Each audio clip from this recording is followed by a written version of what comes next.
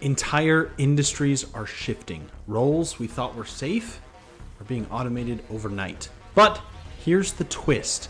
This isn't the end of work. It's the beginning of a new kind of worker. One who actually understands AI, leverages it, and uses it to stand out, not get replaced. In this video, I will show you what's really changing, what skills you need to future-proof your career, and how to turn AI from a threat into your unfair advantage. Let's get into it. Today, we're going to be breaking it down into 4 essential sections. First, the rise of AI in the workplace. Second, real-world examples. Third, what AI actually means for jobs in our modern day. And make sure to stick around for the 4th tip because I think it could really help you out. So let's dive into the first one, the rise of AI in the workplace. AI is quietly revolutionizing how we actually work, and it's happening across every single industry. Think about in customer service.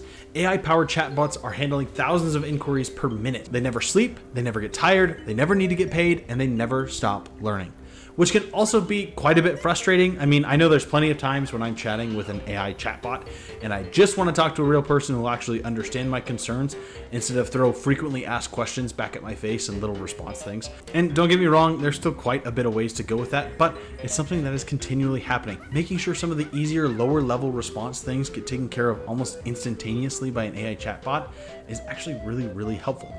In marketing, AI can analyze performance data, predict trends, and even write content and generate ads in seconds. It works way faster than a typical analyst, and it actually improves speed and can impact quality quite a bit as well. AI is pretty good at analyzing huge swaths of data in seconds and actually giving a fairly accurate result. Now, this doesn't mean that everything AI generates is necessarily true, and you should definitely be able to check the sources on it, but we'll kind of get into that later. But it can help calculate trends and provide insights that maybe a normal person would have missed. In healthcare, AI is being used to detect diseases through some of the medical imaging, but AI kind of has to be interpreted by a real-life person in order for it to be applicable. A lot of the sources and some of the things that AI can produce can be completely falsified or even made up on the spot. Don't get me wrong, AI is a phenomenal tool with helping, but you need to know how to use it. Banks are using AI to help detect fraud. Retailers are using it to predict shopping trends. Even HR departments are using it to screen resumes faster than any human could. And this could be for better or for worse. It could mean that your resume gets through as long as you know what keywords and phrases to say, or it could mean that your resume gets thrown out within about 10 minutes of you finishing the application. I know that's happened to me a couple of times where I'll spend about an hour going through the application process, send off the email, submit, wait for it, and then literally an email comes back within a few minutes saying, well, we've decided to pursue a different candidate who better fits our needs, which is basically a slap in my face. But, it's fine. I guess I didn't quite match all their criteria and I couldn't get by their HR AI bot. AI isn't just about, hey, the robots are taking over. It's kind of about efficiency, scalability, and competitive advantage. Companies that are using AI are kind of getting ahead, and the ones that don't, well, they're falling behind.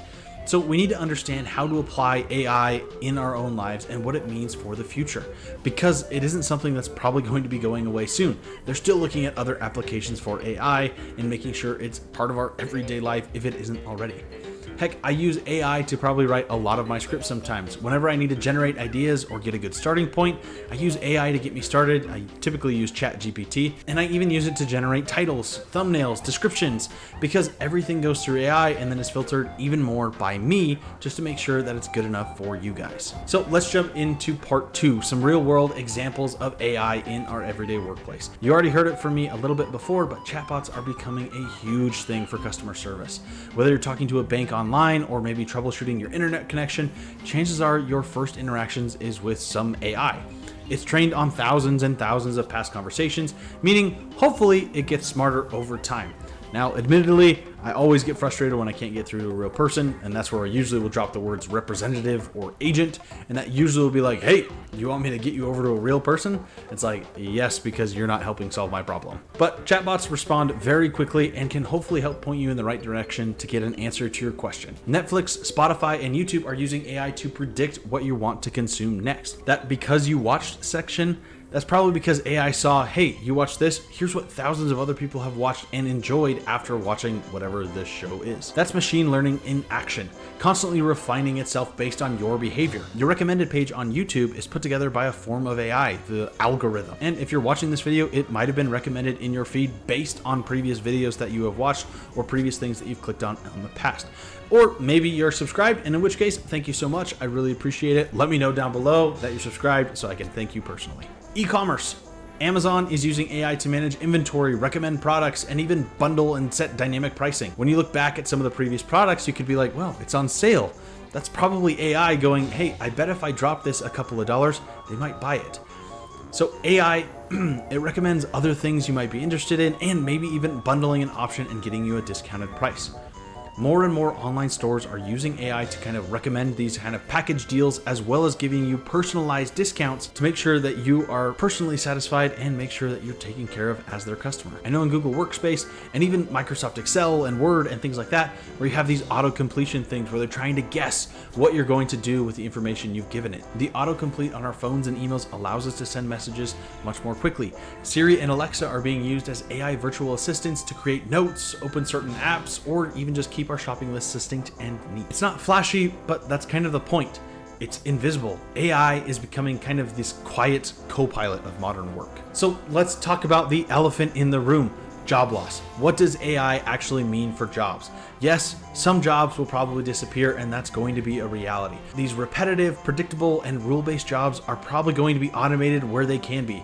Things like data entry, really basic customer service, and even warehouse sorting is going to continue to be automated in the future. These are things that AI is already creeping into, if not kind of taken over entirely. But AI isn't just eliminating jobs, it's also creating some. So roles like AI trainers, prompt engineers, automation specialists, and even some of the hybrid roles that blend domain knowledge with some of the tech. Plus, AI can hopefully help free up some of your time in your job so you can focus on some of the more higher value work. Strategy, relationship building, creative thinking. Plus, AI can hopefully free up some time in your normal job. You can focus on some of the higher value work. Things like strategy, relationship building, creative thinking. AI is not quite a replacement for these things because it still has a long ways to go before it's perfect. But it saves me personally a ton of time when I'm writing scripts, even editing videos, trying to come up with new content, and even working on my book. AI helps me a ton with writer's block because it just gets something down on the page, which then I can go through with a fine-tooth comb and nitpick and make sure that it's still my voice ultimately in the end. The future belongs to those who can actually partner with AI, not just compete against it. And the last tip, the one that I think is the most important, is what skills do you actually need in order to use AI in your everyday work and be successful with it? How do you stay ahead? What skills will actually matter in a world where AI is doing more and more every single day? One of the top skills I think we will need is critical thinking and problem solving. AI can process a huge amount of data, but it can't tell you what decision to make. You still need to be able to ask the right questions, weigh the trade-offs, and solve the problems that don't have clear answers. Being able to critically think is crucial for maximizing effectiveness with AI. Problem solving and making sure you understand what you're trying to solve and if it will be effective. We make the prompts and the questions for AI to answer, and we have to be the ones that are aware of it in order to put them on that track. Number 2 is creativity. AI can remix, but humans still kind of lead in the original ideas. Whether you're a writer, marketer, designer, or entrepreneur, creativity is what sets you apart. Whenever I feel stuck on what I need to do next, or maybe even what video to produce next, I use AI to try to help generate some ideas, if nothing else to get me thinking and let inspiration kind of hit me. Then I try to run with that inspiration for as long as I can. Another skill that's important and going to be even more so is collaboration and communication. AI tools often require input from a whole bunch of different people in different departments. Being able to clearly express your ideas and work with others, especially across tech and non-tech roles, is essential. Making sure you're able to help other people understand what you're trying to accomplish is super critical for AI, because if it doesn't have a clear goal in mind, it'll basically come up with something on its own. AI can still generate some things that aren't entirely factual and should probably be verified before really running with certain statistics and information. It's not a be-all, end-all. It's not a be all end all, and it isn't this huge fountain of pure truth and knowledge. It really just kind of helps get the ball rolling, and you want to make sure that you're double checking some of the major statistics and points that you're looking into, because you want to make sure that those are actually a hard, fast rule rather than just some anomaly in someone's paper at one point, or maybe someone at some point fictitiously created that to help benefit their own narrative or story, whatever have you. And the last skill that I think is going to really help you get to that next level on AI is making sure that you are adaptive and making sure that you have that lifelong learning set for you. Tech is changing fast. The best investment you can make is in your ability to learn quickly. New tools will continue to pop up, new things will kind of break into the market and be kind of a disruptor. The people who thrive are going to be the ones who can keep up as best as possible. So if you're not using tools like ChatGPT, Notion AI, or even Canva Magic, right? These kind of experiences are going to separate you from 90% of the crowd. The more time you spend on these different tools and kind of upcoming technologies that are becoming more and more prevalent, the better off you will be.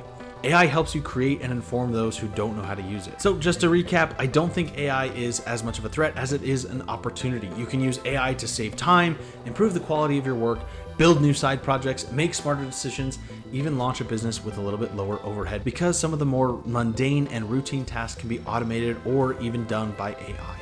It's a force multiplier as long as you know how to use it. Think of AI as kind of a toolbox. The tools are powerful, but you still need a good skilled worker in order to use them right. What now? Don't fear AI. Don't run from it. Use it, learn it, and let it make you better. Find ways to use it in your everyday life to hopefully simplify certain things or make certain tasks a little bit easier. Be proactive. Don't wait for your company or don't wait for your job to tell you how to learn or teach you.